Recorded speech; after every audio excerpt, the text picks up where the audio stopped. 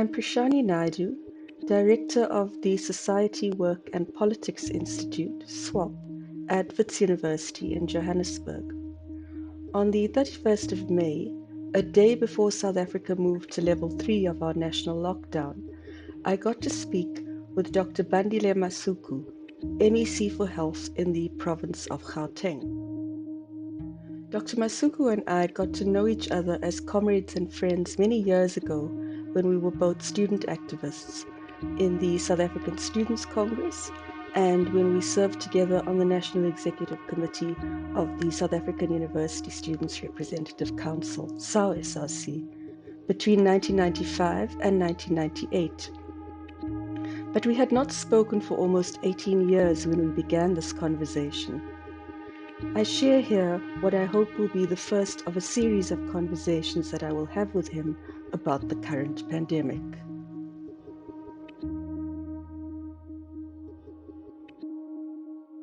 Good morning, Bandile. Thank you so much for making time to speak to me in what I know is a very busy and difficult time for you. I thought we could use this time together to reflect on some of the questions that this pandemic has thrown up for all of us, but to do this in a way that also stretches back in time. We go back quite a long time in terms of our own history in the student movement. And at the start of the pandemic, I was watching the first Gauteng press conference with you, David Makura, and Panyaza Lesufi. And it took me right back to a time many, many, many years ago. And I think right now we're all thinking and acting in relation to the very immediate in crisis mode. But if we look more closely at the responses, your work, the work being done by government, a lot of it could also be understood in relation to past choices in this history. Training received in the student movement at that time, how different contestations play themselves out over time, and how decisions and experiences of the present moment relate to choices that are made over time. So I'd like you to start by reflecting a bit on this, and then also on some of the broader philosophical issues that are playing out in this moment. With the pandemic, we've heard a lot about science. With COVID-19, there's the fact of the virus, and we've heard claims that science has to be put first. But we've also seen as the spread of the virus has progressed, a lot of contestation emerge in even the scientific community. So I'd like to ask you to share some of your views about these contestations and what you understand as science, and on what we could call the relationship between science and politics, or an idea of science and these broader contestations and how choices have been made. No, thanks for having me on the conversation. I think it has been worthwhile just to go through what we didn't think that it's training, over in the student movement. But I guess that whatever we went through in terms of our experience, individual experiences, at least have given us some form of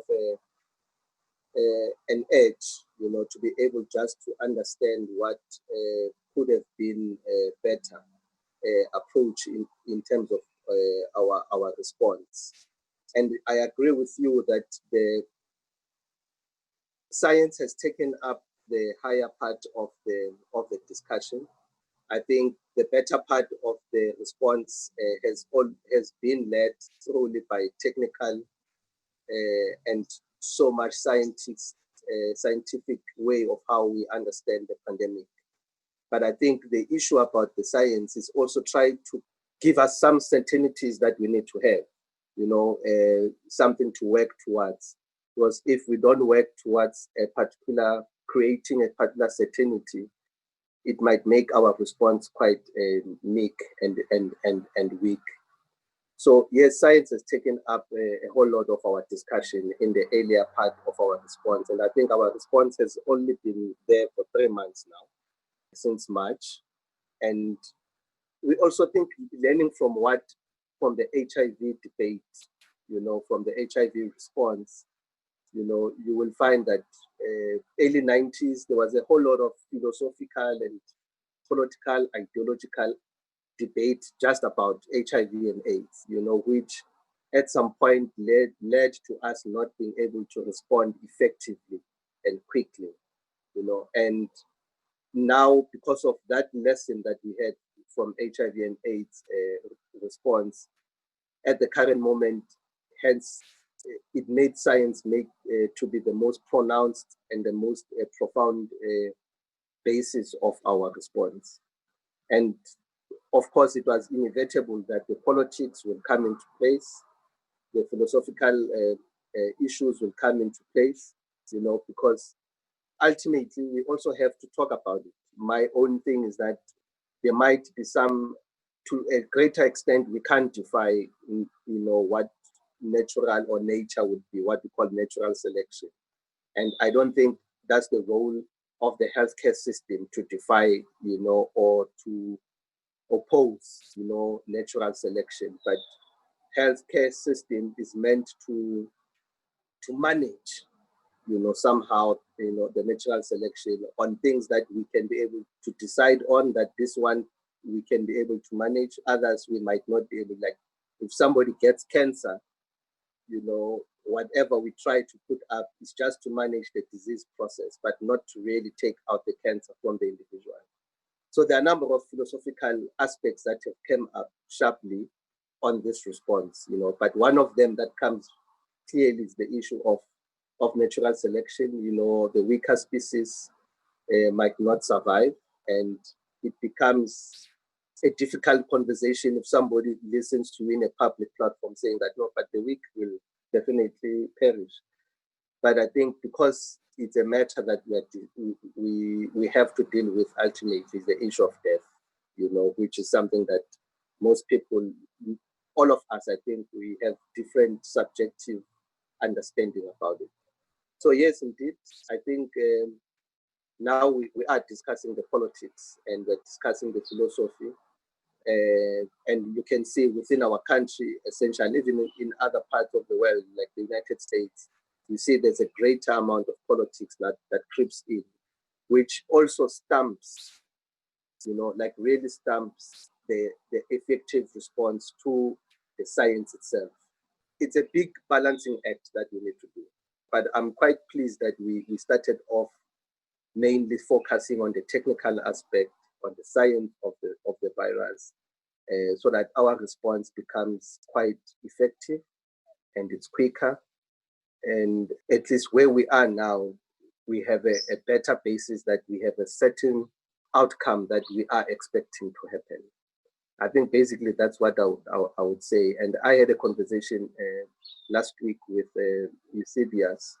He wrote a very good article about fear, just about fear, that a lot of what we are trying to do, the variable that is so important and that we cannot deal with it on science, is the one on fear, because people just hearing that somebody is COVID positive, it just creates a whole lot of fear, anxiety. Even yourself, even I don't know how I would respond if they will say I'm COVID positive, and so those are the few elements that are coming up now sharply in the whole conversation about the response on COVID-19 pandemic. If we can just spend a little more time reflecting on this question of science. If we think back to the start of this pandemic, there was a lot of support for lockdown as a strategy based on scientific observations and predictions. But over a short period of time, we've seen some questioning of this choice within the medical community. What do you make of the outcome of this strategy now? And do you have the same outcomes in mind for it now that you had when the strategy was adopted? I think the lockdown is a very blunt tool. It's a very blunt tool, and it had, I think, firstly, it was a good choice to make. And of course, there are certain things that we were totally blind spotted from, and that we didn't consider, and how our backlog on cancer patients and cancer treatment would be access to reproductive services, like the termination of pregnancy, your contraception, access to TB, HIV treatment. I think from the word go, there were things that we took for granted, which I think we need to accept that, and we're totally blind spotted on it. And also there is a sociology, aspect of the lockdown, which we also didn't take into account, how the lockdown will impact in an informal settlement, in a township, over and above when people are staying in urban areas, like your cities or your suburbs. You'd say to, like at some point you'd have to now try to think about how do I expect a family that stays in a 2-room shack in Alexander to be on a lockdown 24 hours, and they are 10. And these are families that usually they don't have groceries. So every day, these are people that go to the shop to get something to eat, to come and prepare something to eat. So when you say there's a lockdown in that area, there wouldn't be any lockdown unless you wanted them to have other actual problems. But I think it becomes unfair for anyone who will then say we needed to have considered those things because we didn't know. That's why I'm saying it's a blind spot. These are things that came up with the execution of the lockdown. And I think one thing that made it easier for us, or which makes it better for us, is that we then able to respond to it as it goes and become dynamic and make sure that we use a variety of strategies to deal with it. So for me, the lockdown, particularly from the point of view of housing, it reduced movement, basically. The most important movement it reduced is the interprovincial movement, so our borders, as you say, and also the international travel, which was also the major source of the pandemic. So it helped in that regard. But then it also exposed us, like I said, this sociological aspect of it, that somebody who say that I can't isolate, I can't self-isolate, I stay with 10 people in my house. Every day we have to go out and look for something to eat because we stay in this house, we bath in the same tour, we sleep there, we eat there. So it's going to be highly impossible.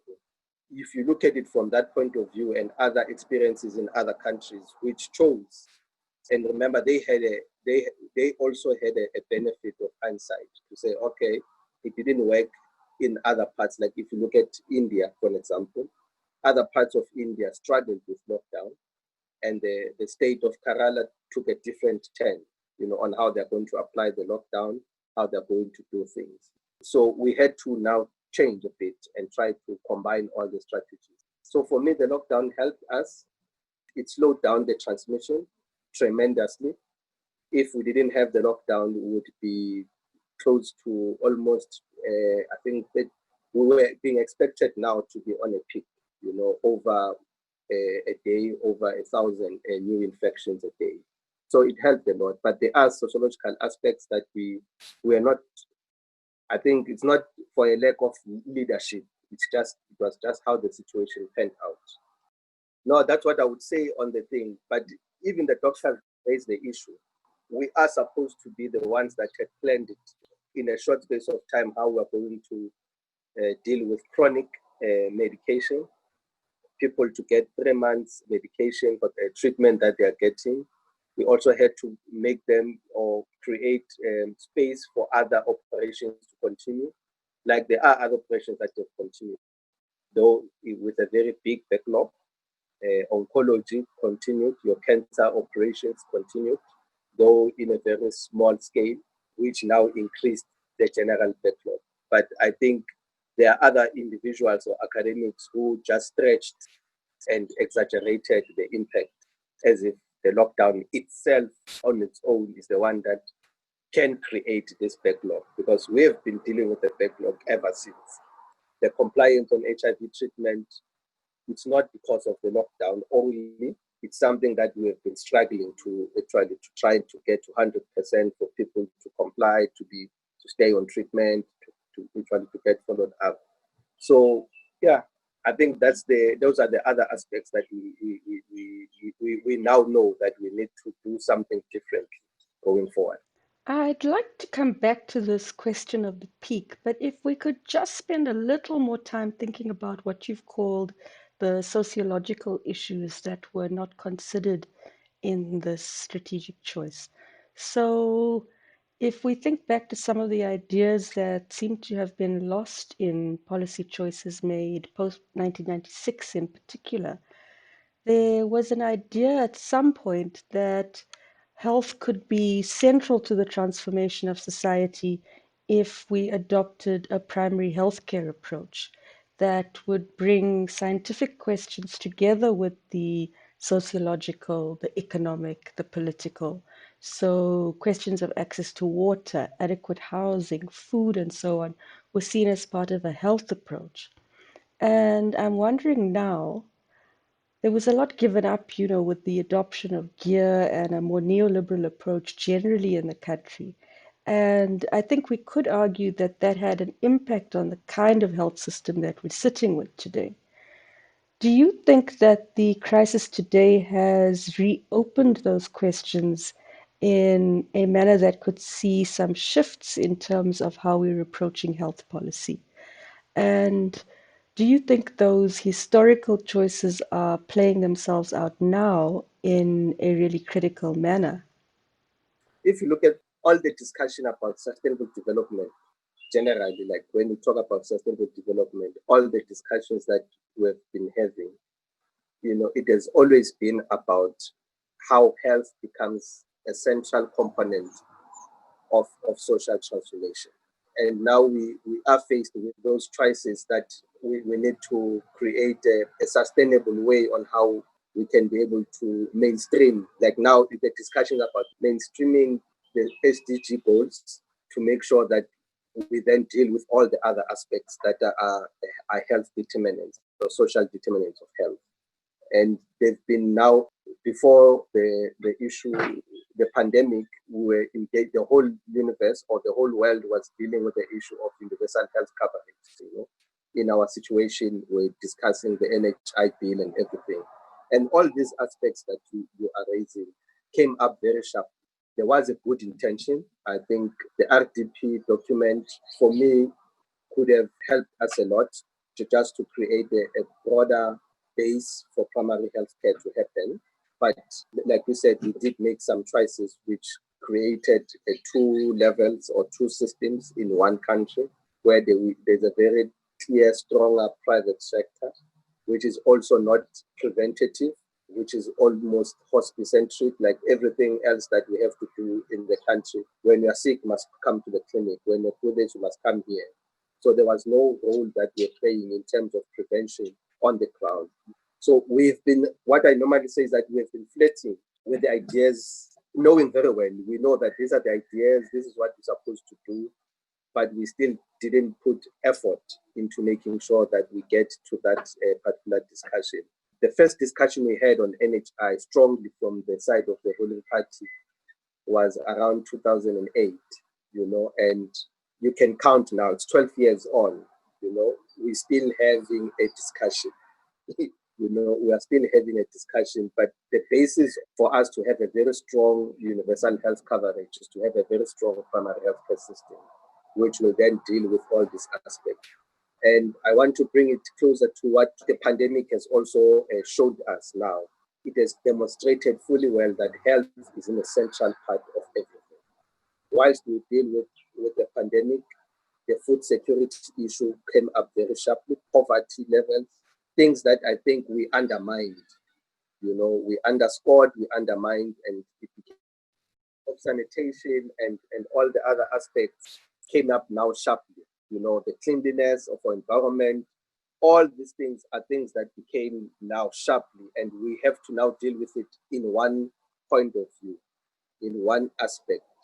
And as I'm chairing the command center, leading the response, it makes so much sense to have everybody in one room, to have social development here, to have education here, to have everybody. And we also now realize actually that the public health has been stripped of its role, essentially. Even those that are there, which are in the constitution, which are in the act, have been stripped away. The environmental health aspect is no longer the role of the health department. It's another department. The issue of water and sanitation, we know in the broader scheme of things, it's a public health aspect, but it sits with another department. So there are many things that we have realized, which clearly it means going forward, we should be doing things differently. I just think that if we have not learned anything now and we're going to go back to where we were before the pandemic, then I think I normally say, and I think most people feel a bit uncomfortable with what I say, is that if we go back to where we are, we don't deserve, to be in a leadership or to be a surviving species, actually to be blunt. Because it means we should have learned and we should have realized our shortcomings and we should now start to do things differently. I can tell you now, the delivery of water, for an example, you know it very well, that in the space of 2 months, we were able to try and cover the better part of the country. But essentially, we knew that that place doesn't have water, but we're just blasé about it. So there are things that we have learned which bring it forward sharply, the issue of our mainstreaming the sustainable development goals and making sure that some of these health, social determinants of health are actually met, and we need to have one center to try and manage it. Currently I'm in the cabinet. I'm they call it a champion of mainstreaming SDG goals. So I was in the process of engaging with all the departments, creating one program, which will be a program that we will report on as a province on SDG goals. So we met with transport, we created some aspects, we met with sports. There's one program that we call this an SDG, Sustainable Development Program, that we are pursuing as Gauteng government. And I think the pandemic is making us realize that there are things that we should have done better, but we cannot go back. I think we cannot go back to where we are. We need to be doing things differently going forward. And some of the institutional arrangements must be changed, and we must capacitate ourselves in that way to do things in an integrated way, which we have not been doing. So even housing, we know that the problem of housing is a big problem. We dealt with it as a policy matter, not as a program. Yeah, that's interesting. And this might be a little bit of an unfair question, but do you think this might mean going forward that we see a shift in some of the approaches to, for example, the provision of water and other resources? Is there space, do you think, for a move away from policy positions like payment for water and electricity and so on? The shift actually has happened, should be there. It's how sustainable it will be. Because the shift has definitely happened, that government has taken upon ourselves to make sure we provide water, particularly in areas where we know that they won't be able to pay for that service. So we needed to provide water, and it means we need to provide water in a sustainable way, in making sure that everybody gets, access, including energy. I think the whole reliance on coal-based energy means that we must be doing things in a different way. We must be talking, I think, more solar. We need to talk more other alternatives that are there, which are coming now. At the moment, there's for electricity, a number of new developments in suburbs, don't rely on the grid for electricity, for lighting and other basic things. So it means the shift is there, So the only thing is, if we go back to where we were, then clearly it means we have not learned anything. But it's also not something that will happen naturally. It means those of us who are there, who are aware, we need to be pushing and advocating for the sustainable of the shift, because it's not going to happen, without us putting an effort on that. Okay, so we've seen changes. I mean, even with the economic interventions, the extension of the social grant system and so on. But I guess what I'm thinking about are the longer term possibilities. We've seen these immediate shifts in terms of being in crisis mode, responding to crisis. But I mean, longer term, are these real are these possibilities real in terms of those kinds of changes? Yeah, like how do we reverse it? How do we reverse the COVID grant? When people have started to receive it, how do you then take a decision as government to say, no, this grant is no longer important? And whilst we introduced the grant because we realized the depth of poverty, that is there, and the unsustainable way of delivering food parcels, how it reduces and takes away the dignity of those who are in need, taking away their choice, that they don't want to have mealie meal, but you provide mealie meal anyway and sugar, so those are things that going back, let's say post the pandemic and other things, if you go back to where we were before, I'll keep coming back on it, that it means that we have not learned anything, and we don't deserve anything going forward. And it's one of those things that the other political parties, if I was them, I was going to enter in that space, because it's the space that talks about what will happen post the pandemic, not to talk about what is currently happening. Advocate for some of the things now during the pandemic which will make it better. From our point of view in health, there's now general support that we need to build more facilities, capacity within our own health system. There's general support that we need to employ more healthcare workers. Also just the understanding that we cannot afford to have unemployed healthcare workers. For example, one is that yes, all businesses who went thinking that they will cash in on the pandemic, they bought a lot of stock, but it won't make sense that the stock is in the warehouse, not where it's supposed to be. So it means even procuring outside everything, we need to make sure that those small businesses, those who are trying to make ends meet wherever, there are a number of things that we need to be doing now, which are becoming urgent. And ordinarily, we needed to convince a lot of people, employ, healthcare workers to get stock from other people. So now there's general support for us to be able to improve the healthcare system, which is something that we cannot go back to the old one. So, like for now, I don't advocate for field hospitals. Everybody wants field hospitals because they saw it somewhere.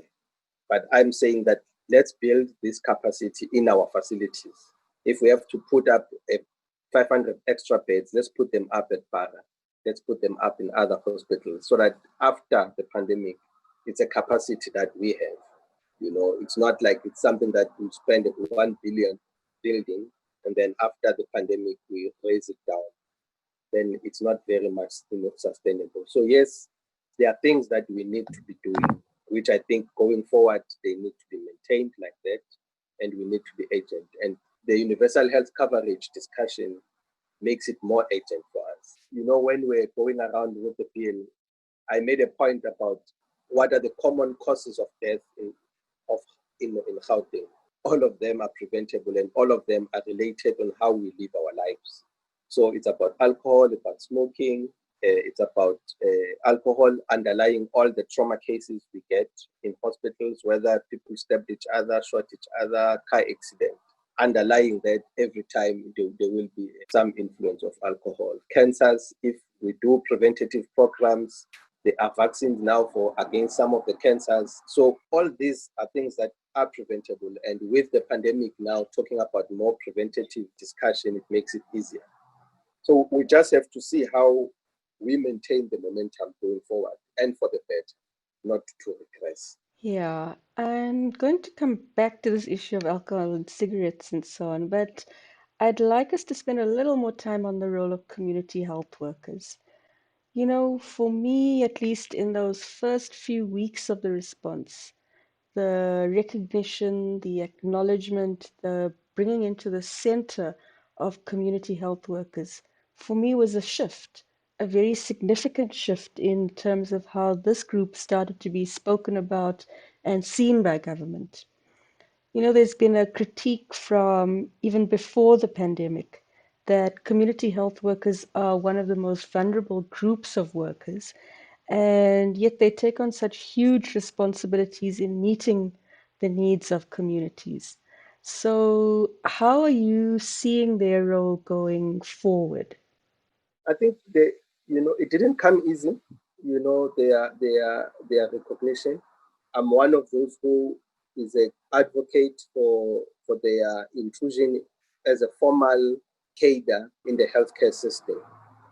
In actual fact, we have a drawn out process which includes them, because I also feel that there are yes some NGOs, some unions who want to talk and advocate for their inclusion, but they are not in essence talking to them.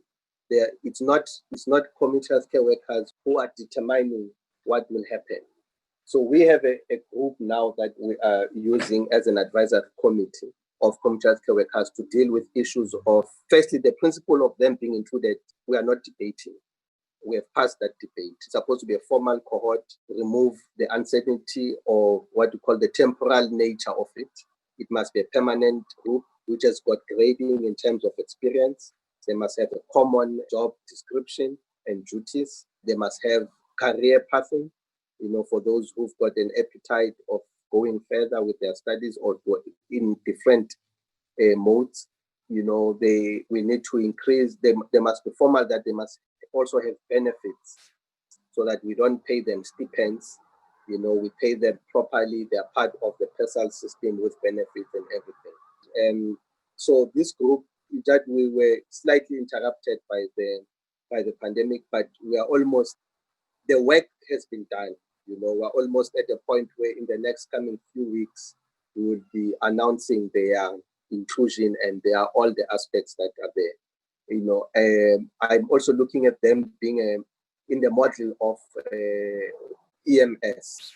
How EMS is organized. It's organized as a group of individuals who are working there. They've got their own directorate, they've got their uniform, they've got their protocols, they've got everything. So I want it to be in that way, so that they become formal and they must be in charge of their development.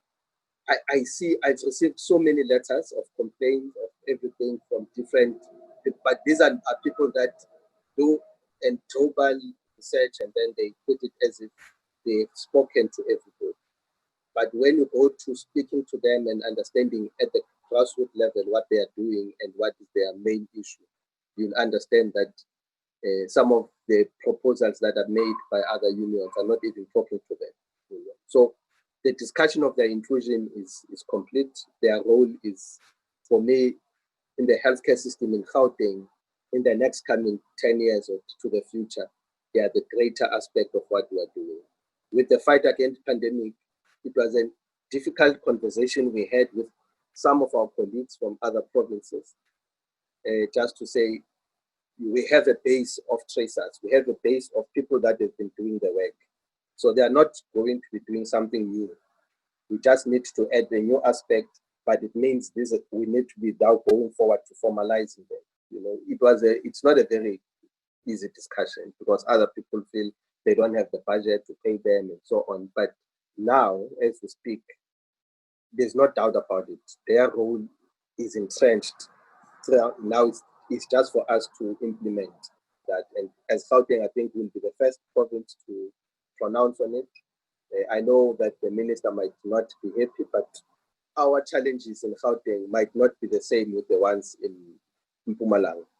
So I might not wait for Mpumalanga to agree to be at the same level with us before we then formalize, the healthcare workers. Somebody has to do it, and I think we are ready. I've been fought against, but it's fine. We want them. I need them. That's the future of our healthcare system. That's where Cuban system works so good, because these are the people that do the actual work. Our hospitals might remain empty afterwards, or clinics might remain empty, because medicine can be distributed in their doorstep. People can get their checkups at home. People can get a whole lot of things at home. So we are in that space of making sure that community healthcare workers are, I don't like the term recognized. I think the issue is that they have to be formalized as a cohort and be included as a cohort in the healthcare system. So like we said, there will be nurses. We must say there are community healthcare workers, then nurses, then. So they must also be part of the hierarchy. Okay, so I think it's important to reflect historically on something your response has raised. So you've spoken about certain groups you're consulting. You've also mentioned before political parties, opposition political parties needing to come in and contest the space. But we've also seen civil society groups come together, emerge, and groups that have been fighting about some of these issues for some time now. There's, for example, the C19 People's Coalition. There's the Working Class Campaign that's emerged from initiatives led by Kanya College. Different groups in civil society and at community level that have come out to take up sometimes very on the ground, immediate issues, or to mount critiques of positions being taken by government, and sometimes to provide alternatives. How do you see relationships between government, in particular local government, and these kinds of initiatives playing themselves out over the next while? Civil society is so important. It's a space that I think for some reason, we completely ignored. And I think our civil society for a longer period have not been recognized for the role that they've been playing. Against the fight on HIV and AIDS, they played a very tremendous role. They just to activate what we call RDP way of doing things, so I think the role is so important. They need to come in. Like even now, we are relying in a greater extent in terms of improving the awareness, improving the new things that we need to be embracing. What people call it the new normal, the hygiene, the face masks. We need them because those things we cannot be using police to enforce some of those things. Imagine police coming up and say you are not coughing appropriately, or you are not washing your hands. So that's where the civil society should come in. Actually, should come in. They should be able to assist us in our response as a province or as a country. I think, but it started here in Gauteng, was to create a pillar in our response that deals essentially with social mobilization, and like we had that initial discussion on the lockdown. That pillar under lockdown couldn't find greater expression, because then how do you then say we're on lockdown, but there are people who are walking the streets trying to educate, doing door to door, So now it's an integrated way on how to do things. So civil society, even going forward, they're an important component of creating a proper, comprehensive primary health care, in the country, and we need them more than ever, and we just need to support them more. What I find is that we also use our own fiscals and our own budgets to even underdevelop that particular sector. We support very few that are pronounced. We don't even support the ones that, in a real sense, don't even have access to write a better proposal. So we need to be able to create that capacity within them to be able to be part of our work. There's a COVID-19 fund now, which is basically almost like a SANAC type, which we're working with. And I think beyond this, we need to be maintaining that, that particular aspect of work.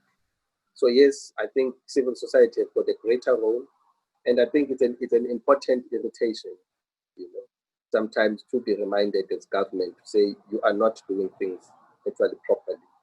I think the conversation that we're having, it should be a conversation that is there, out there, and it shouldn't be something that is couched on political language. We should just have our honest reflection of things, and maybe as government, as politicians, we get to a point where we fail to understand our role of being facilitators of development, not the actual drivers of development. And that's where maybe our problem becomes itself. Okay, so you mentioned the police, and we've seen some very heavy-handed actions by the police and army during the lockdown. And when we speak about death, it's not just deaths from the virus, but also deaths at the hands of the police and army in this time.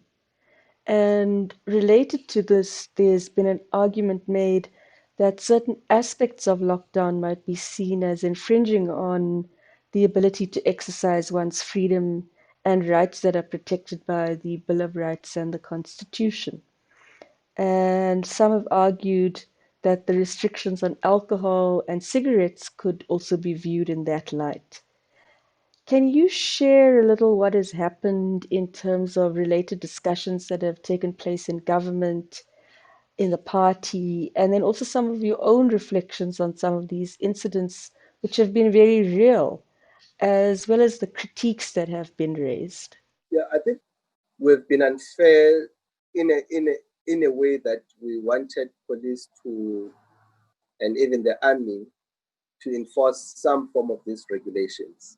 Because these regulations, somehow they are not. Police can't do that. I think it's something that we made a big error of judgment on it, and maybe our expectations on them. Hence, there was no standard way on how these things can be done. And it also speaks to what type of police force that we wanted to have. So some of the things of the regulations of the lockdown are things that the society, the community themselves must be able to police. And that's how the successful enforcement of regulation will be done. Because like, just imagine police coming up and say, "You're not wearing a mask," or soldiers coming that you are on the street, you are not having a mask on. So those are things that we need. I think social health activists on the ground, people who people who will call you by name, and say, no, Bandile, you can't leave the house without a mask, So this is the other pillar that I said to you. We had a dilemma on how to unfold it going forward, with the lockdown. But with the new levels of the lockdown coming up, we are getting better now that the social mobilization aspect will be more pronounced in terms of the enforcement of the regulations. And the other one that we had a discussion on is that maybe the army must be part of the one who do loud tailing, like going to that, stay at home, do this. So it's part of their role as being educating and raising awareness. So there are things that have caught us in the blind spot, which I think all of us now as a country, we have realized that it also the discussion on the rights, like individual rights, how do they supersede the whole society or the community? So it's going to be a very interesting discussion going forward, on the people that we want to protect, going all out to say they want access to alcohol. And we know how the effect and the impact of alcohol on the healthcare system. And when we have opened up alcohol and people come and say we don't have ICU because ICU beds will be taken by trauma patients, what will be the balance? Because that's some of the other conversations that the society we should be having with them. That some of the things you cannot give government authority to run it on your behalf. You are responsible for your own health, taking care of your own health and all this. But you will see in the next coming 2 to 3 weeks, I'm expecting that our trauma units will be full, back up in terms of being full and all of it. So I think the role of police, it's going to be a continuous discussion, even beyond the pandemic, on the type of police force we want. At the time, we are the one that say no police. They are very soft on criminals. They are very soft. I think you would know that people who have made that the demand on the Hitler to come back to the police force was to create that thing about the police being there and having authority to do all these things, to fight crime. And at some point, in the same breath, we also say, but hey, you are like too much too heavy-handed on other things. So even that, I think during the Fields Must Fall protest uprising, it came up also, how police.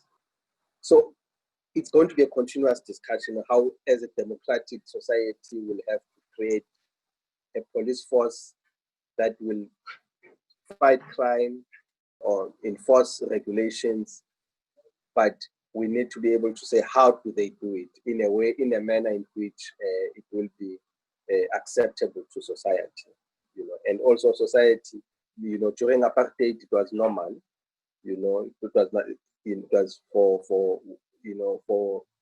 the whites at the time, it was normal to see how protest gets, So I think it's just a matter that we need to continuously discuss. But I think society, civil society organizations have got a greater role to play, particularly in just the soft aspect of policing, the soft aspect of regulation, so that we don't really have to have the army coming out to do that or have police to come to do that, but we take ownership as a community, as society, because universal health coverage won't come as an act in parliament, a bill that is passed in parliament, and then we then say, okay, now we have achieved. It's also more what we put in place as civil society, on how we are going to prevent disease spread, how to deal with issues of sanitation, water, and all those things. So for me, that's what I would think that's the future, and how the police force would be. Like CPFs are supposed to be there, as part of society or communities to control, these aspects. But you still find problems in our schools, school patrollers. So maybe a conversation should be, how does society police themselves? How do society police themselves in terms of crime?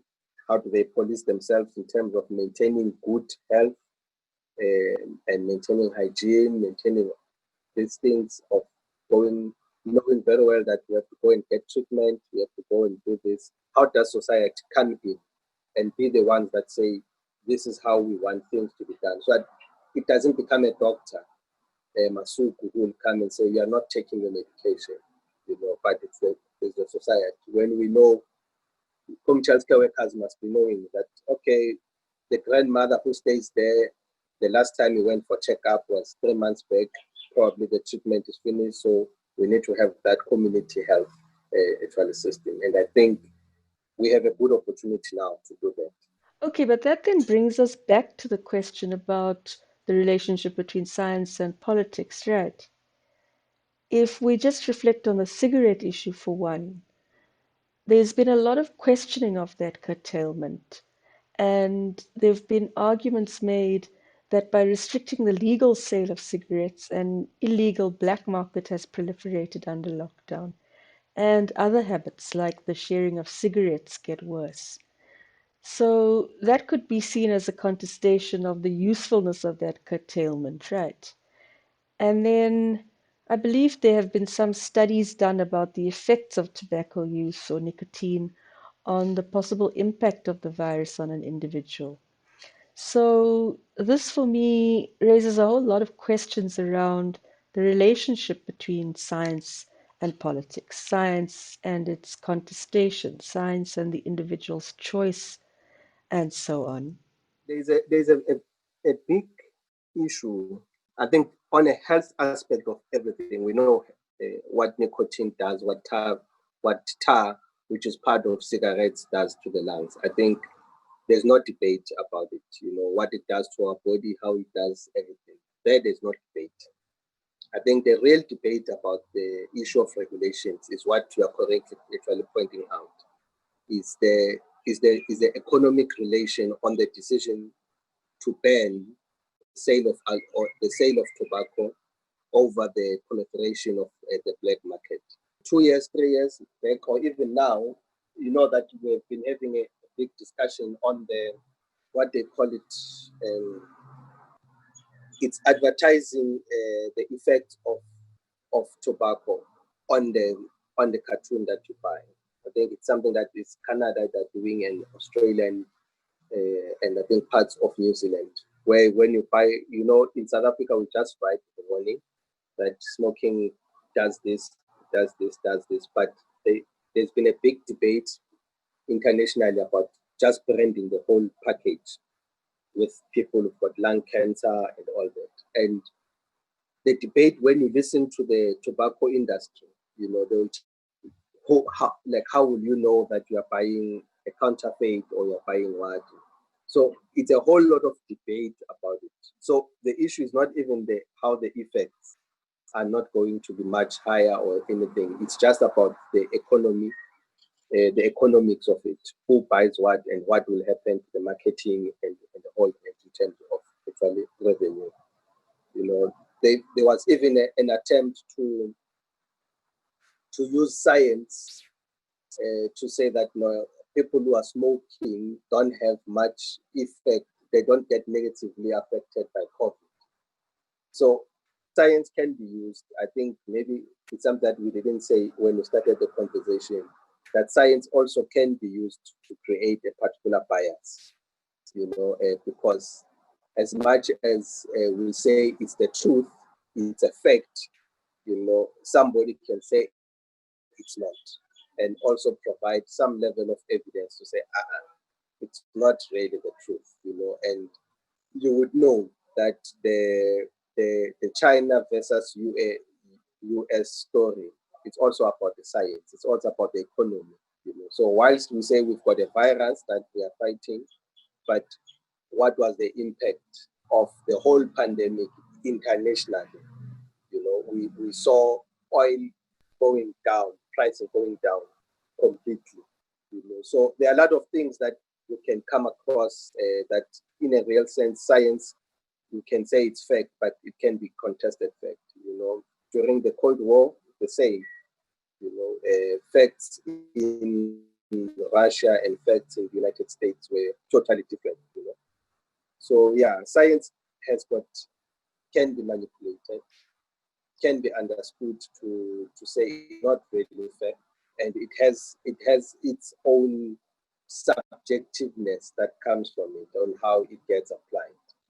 And I think it's a big debate. I know what tobacco, all of us know what tobacco does, but it's not about that. The discussion is not about whether tobacco kills or not. It's not. It's just about how it's going to be sold and who's going to benefit from everything.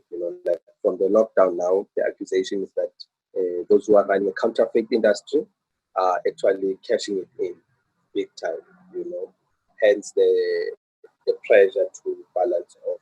So it's one of those difficult questions that we need to deal with going forward.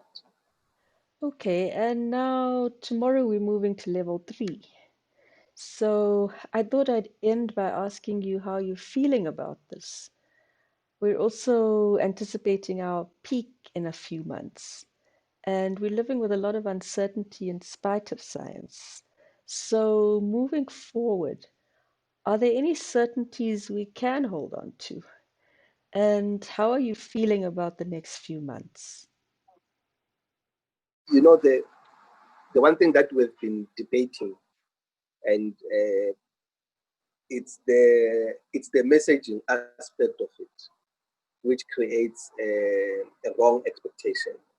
The messaging that says, if we have to say we had a good response plan, we would have stopped the spread. Because if we say that, then it creates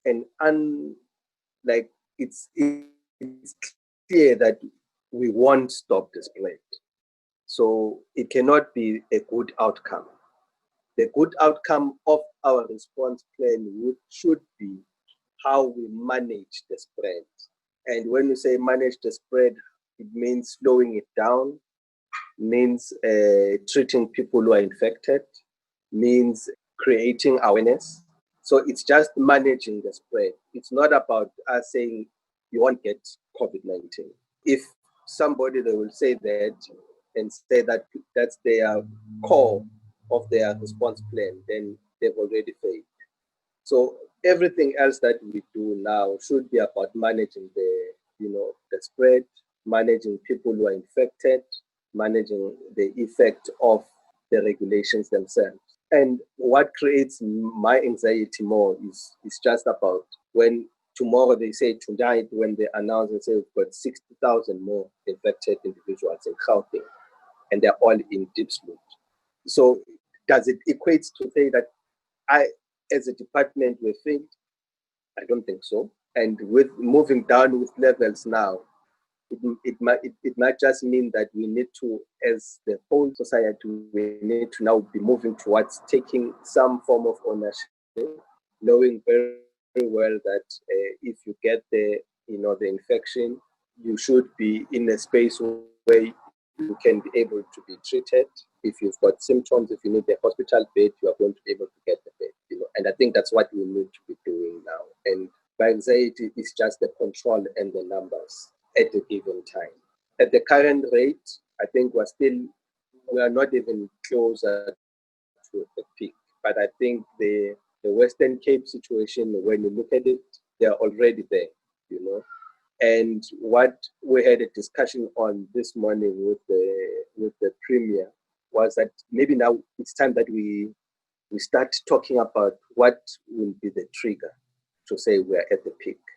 We need to have the trigger points when we have this situation panning out. Let's say every day we add 10,000 and tomorrow it's exponential, it's 30,000, and the other day it's 60,000. Then we must know that we have reached the peak. But is it that what the science says about the peak?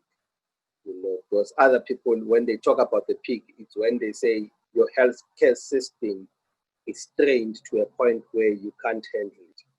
Then that's what you will then say, that's the peak. So we need to be very clear on these determinants, on when we say it's a peak, what do we mean? And when we say we're ready for the peak, what do we mean? Because for me, there's no way that we can be able to admit 1 million people. No way. And if that's what the healthcare system should be preparing to do, then it's clear that we are not going to be able to do that. There's no way. There's no way we can admit 1 million people, have so much nurses and doctors to look after those individuals. There's no way. So we need to have that frank discussion as a country to say the success of our response plan shouldn't be about stopping the spread. We shouldn't be telling people and giving people hope that they will come out without being infected. And if that's what we are coming across as saying, it's clear that it means we need to change our discussion. But I know that politically and other things, there will be people who say, I think the president got a lot of bashing, or when he said it's in your hands. So there are people who still want to see us taking people to Robben Island to quarantine them there, to say, no, these are group who are infected. So there's a lot of things that we just need to be clear on. And my thing is that I don't want to be assessed on something that I don't have control over. And it will be unfair if I'm assessed to say, no, you needed to have kept it at 50% infection, not beyond that. Then it's pretty much unfair. So that's the anxiety, being assessed on something that I don't have control over. I think what we use science for now is to try to create some form of certain scenarios that we can be able to deal with.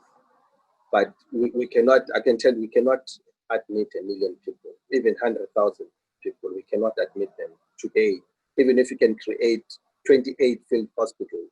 And some of our colleagues give that impression that we can be able to do that. That's not possible. That's not possible. And the story about ventilators, we didn't talk about it. Everybody makes it a point that if we don't procure ventilators, we are not ready. If we don't build field hospitals, we are not ready. So the readiness in many aspects for other people is for us to buy 10,000 ventilators, which we know that when somebody is getting into an event, it's almost a poor prognostic factor, for them to be on event, and we know that it's almost 60 to 70% mortality of people who get into the event. And now we also have to create an ethical dilemma for, actually for doctors to say who deserves the event. So we have to choose now that it cannot be you, it will be him. So also now the philosophical, ethical, political, ideological things come into space.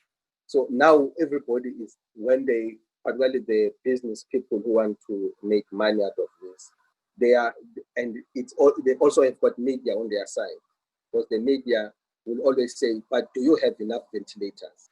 But I know that our clinicians, our doctors say they don't want ventilators, because a person who's on a ventilator is almost a poor prognostic thing. And the people who will get into an event and succeed, they are younger. And those are the ones that don't really get a very severe disease pattern. But the whole success of everything will be about, are you having filled hospitals? Are you having ventilators, 10,000 or 20,000 ventilators? People died with Ford changed their thing. They produced a lot of ventilators, but people still died. There's a serious dilemma that we need to try and unfold. So for me, that's my anxiety. We'll be insulted on the basis that we didn't stop the spread. And how do you stop it? With the lockdown, maybe, but lockdown has got its own issues, which we discussed earlier, which it might not be successful in that regard, So what do we do? What will constitute? Maybe the question should be, what will constitute a great response? All the articles that they've shared, that I've read, Mongolia is one country that they said they didn't have a spread, but they had an absolute 100% shutdown. In Kerala, they had infections which are almost similar to us, but they've done a lot of social mobilization in that respect. Sweden, the same. They didn't have a very blunt lockdown, and they've got managed actually figures. South Korea was hailed. Before that, they had a brilliant thing, but now they're having a second wave in a space of 5 months. So success, when we say we're successful, what constitutes the success? So for me, that's the anxiety. Because there are a number of things that we cannot answer ourselves.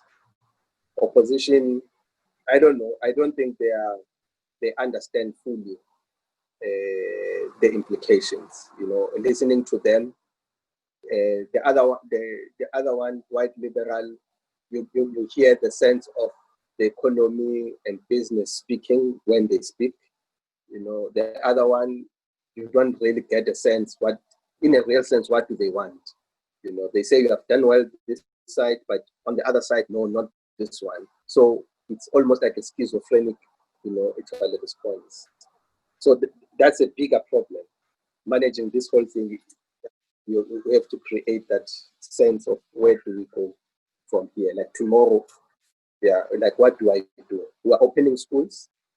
I was telling him, the premier, that when you know that this is a right decision to do, this is a correct thing to do, let's open schools. But you also now, because of the noise out there, you feel, hey, is it really the right decision? And France opened schools, and a week later they closed them down. I think South Korea did the same; they closed them down. So are we really taking the right decision? I don't know. But thanks for your frankness and your openness, and we could talk the entire day, and I think I've got a whole lot of other questions, and I'm sure there's a lot more you want to say. But maybe we should just treat this, as we go forward, as the start of a set of conversations. Yeah, we're going to we should resolve them, and those things. Next week Sunday, we might have a different discussion. Exactly. Yeah, we might be faced with another situation that we didn't even think about. Yeah, science is trial and error, right? But yeah. But thanks so much. So it was a great conversation. Yeah, it was really good to speak to you again.